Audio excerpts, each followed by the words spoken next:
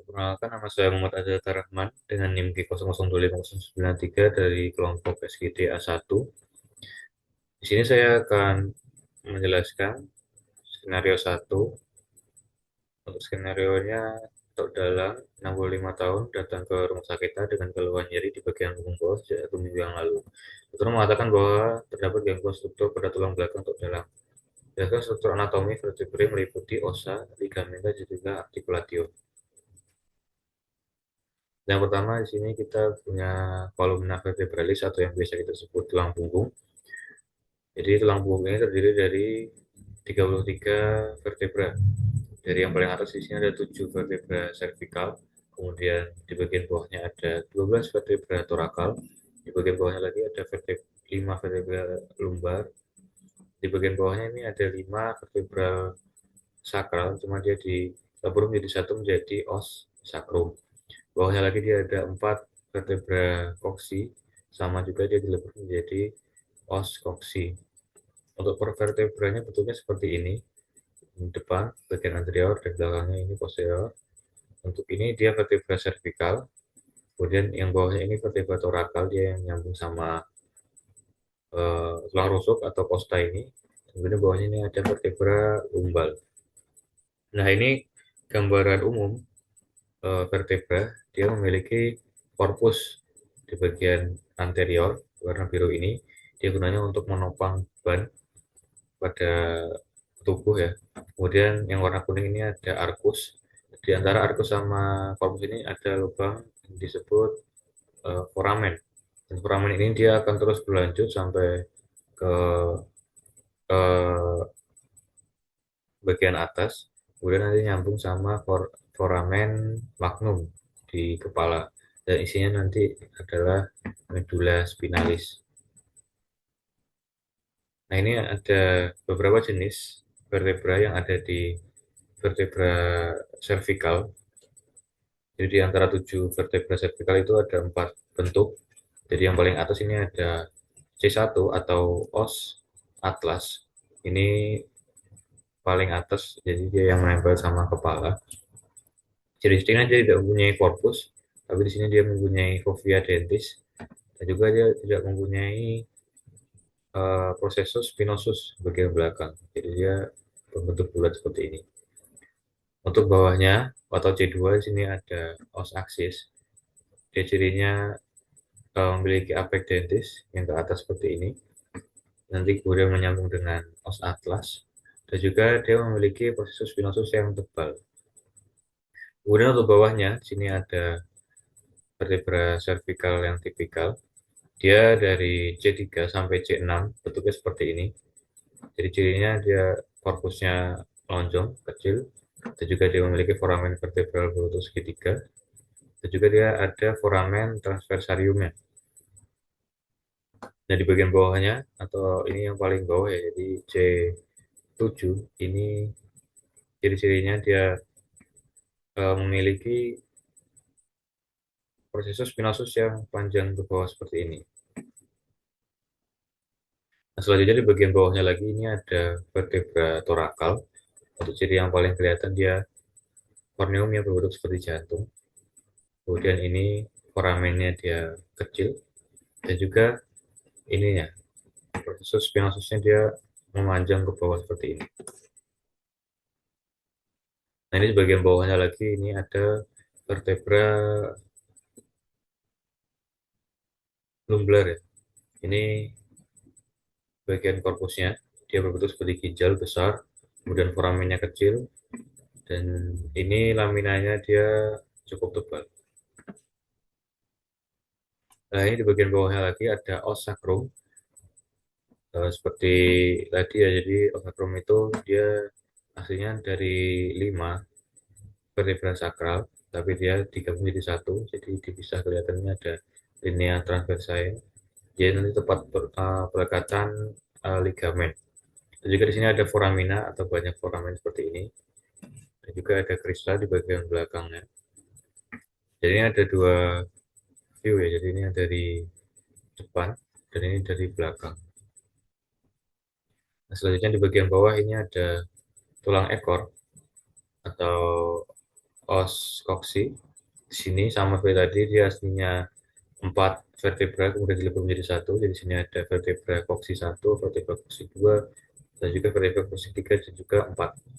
Di sini juga sama ada dua view juga, ada yang dari ventral cranial atau depan, di sini ada dorsal dari belakang.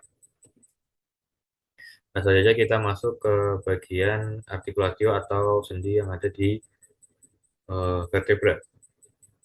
Jadi yang pertama kita akan bahas jadi ada sendi zygapophysialis. Ini disebut juga facet joint. Dia sendi antara processus articularis superior dan processus articularis inferior dari dua vertebra yang berdekatan.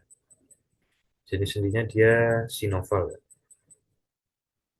Kemudian yang kedua ini ada articulatio uncovertebralis. Eh, dia ada di vertebra cervicalis C7 sampai C3, terbentuk antara uncinate proses dan juga permukaan bawah corpus vertebra di atasnya.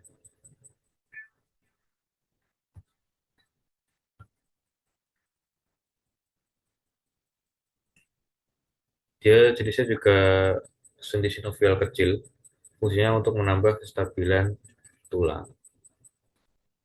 Nah, sini ada lagi artikulasio yang di bagian atas. Ini ada artikulasio atlanto-occipitalis. Seperti namanya dia berarti sendi dari tulang atlas dan juga occipital. Jadi itu yang nempel di bagian kepala ini.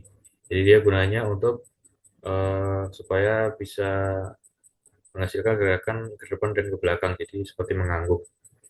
Di bagian bawahnya ini ada artikulasio atlanto-axialis. Seperti namanya juga ini antara tulang atlas sama aksis ya. Gunanya nanti dia untuk menciptakan gerakan berputar, jadi menengok kanan dan kiri. Nah ini selanjutnya kita masuk ke bagian ligamen. Antara lain yang ligamen yang tipe-tipe itu ada ligamen interspinosus, dia menghubungkan antara processus spinosus yang satu dengan yang lain. Kemudian ada ligamen flava, ini menghubungkan antara lamina vertebra yang berdekatan. Kemudian ada ligamentum longitudinale posterius, dia menghubungkan bagian posterior dari corpus vertebra dan discus intervertebralis. Juga ada lagi ligamentum longitudinale anterius. Ya, ini. Dia menghubungkan bagian anterior dari corpus vertebra dan discus intervertebralis. Kemudian ada lagi ligamentum nuchae yang bentuk seperti segitiga ini. Dia lanjutan dari ligamentum supraspinosus di daerah cervical. Kemudian yang terakhir ada ligamentum supraspinosus. Dia menghubungkan ujung atas dari processus spinosus satu dengan yang lainnya. Lanjut di skenario yang kedua, seorang anak bernama Dudung, 9 tahun, datang ke IGD setelah jatuh dari pohon mangga. Ia terjatuh dengan posisi miring ke kiri.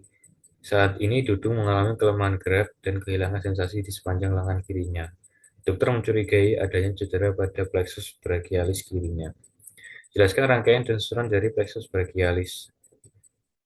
Nah, ini dia gambar dari plexus brachialis. Jadi plexus brachialis itu dia kepanjangannya dari medulla spinalis. Untuk eh, tempat keluarnya ada di ini C5, C6, C7, C8, dan juga T1. Dari kelima ini kemudian nanti beberapa akan bergabung menjadi trunkus tiga bagian ini. Jadi yang C5 dan C6 dia menjadi trunkus superior, kemudian yang C7 menjadi trunkus media, C8 dan D1 menjadi trunkus inferior. Nah, dari trunkus-trunkus ini tiap trunkus memiliki dua divisi, jadi ada yang posterior dan anterior. Jadi superior punya posterior dan anterior, media punya posterior dan anterior, inferior punya posterior dan anterior. Nah, dari divisi-divisi itu beberapa ada yang menggabung menjadi sebelah sini namanya eh, fasciculus. Di fasciculus ini ada beberapa divisi yang bertemu, yaitu yang pertama ada anterior dari trunkus superior dan media. anteriornya dia bergabung menjadi fasciculus lateral. Kemudian semua posterior dari ketiga ini dia akan bergabung menjadi fasciculus posterior. Kemudian yang terakhir ini ada superior dari divisi divisi anterior, mohon maaf, anterior dari trunkus inferior dia akan menjadi fasciculus medialis. Dari ketiga ini kemudian akan bercabang menjadi saraf yang sangat banyak gitu. Lanjut di laporan ketiga, Minho 33 tahun merupakan seorang atlet lari cepat. Suatu hari ketika sedang berlatih, Minho tiba-tiba mengeluh nyeri hebat di tungkai kanan atasnya. Berdasarkan kasus tersebut, jelaskan anatomi regio femoralis meliputi osa, muskulit, dan inervasi. Kita mulai dari osa dulu. Di sini ada tulang femur, termasuk regio femoralis. Untuk bagian-bagiannya berwarna biru dia adalah epiphysis proximal, dan yang berwarna merah dia diaphysis, yang hijau dia epiphysis distalis. Untuk yang bagian-bagian yang terlebih dahulu, yang kita mulai dari yang epiphysis proximalis, ada caput femoris atau kepala femur berbentuk bola bersendi dengan acetabulum. Kemudian ada fovea capitis femoris, cekungan kecil di tengah kaput, tempat perlekatan ligamentum capitis femoris. Kemudian ada kolum femoris atau leher femur menghubungkan kaput dengan korpus. Trochanter mayor, tonjolan besar di sisi lateral tempat pelekatan atau otot gluteus. Fossa trochanterica, cekungan di sisi medial dari trochanter mayor. Kemudian ada trochanter minor, susulan yang lebih kecil di sisi medial posterior tempat pelekatan M. iliopsoas. Kemudian ada penghubung antar trochanter, ada linea intertrochanterica yang tampak anterior, dia garis halus di bagian depan. Kemudian ada crista intertrochanterica di bagian posterior, hubungan yang lebih tebal dan menonjol di bagian belakang, memiliki tuberculum quadratum. Kemudian ada area kasar untuk pelekatan otot di bagian posterior itu. eh, ada tuberositas glutea, area kasar di bawah tercantum mayor untuk pelekatan M. gluteus maximus. Kemudian ada juga linea pectinea, garis kecil di bawah tersanter minor untuk pelekatan M. pectineus. Dan kita masuk di bagian diafisis. Di diafisis atau badan femur ada corpus femoris, itu badan femur yang panjang. Ada linea aspera di bagian posterior. Di bagian bawah linea aspera ini akan bercabang menjadi dua, ada yang linea supracondylaris medialis dan juga ada linea supracondylaris lateralis. Kemudian kita masuk di bagian yang epiphysis distal, di bagian bawah ada condylus medialis dan lateralis, dua tonjolan besar dan licin yang bersendi dengan lutut. Eh, Kemudian ada epicondylus medialis dan lateralis, tonjolan yang lebih kecil di sisi luar masing-masing condylus. Kemudian di tampak anterior, dia ada fascia patellaris, dia permukaan halus tempat tulang lutut. Kemudian di bagian posterior ada fossa intercondylaris, cekungan dalam di antara dua kondilus. Di bagian posterior juga ada fascia poplitea, area berbentuk segitiga yang halus di antara fossa intercondylaris dibatasi oleh linea supracondylaris.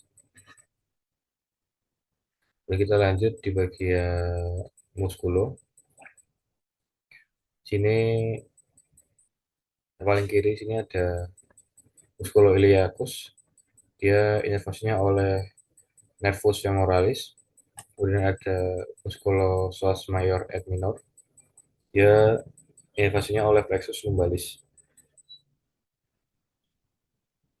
Nah, kita lanjut ke musculus quadriceps femoris yang sebelah sini. Ada musculus rectus femoris, rectus femoris yang ini.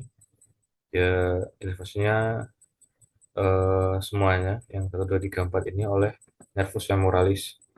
Ini ada musculus vastus lateralis, ini yang vastus medialis, ini vastus intermedius.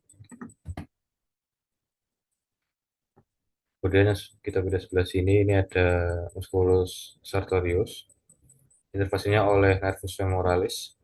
Kemudian ada musculus tensor fascia latae, inervasinya oleh nervus gluteus sub. Kemudian yang tengah ini ada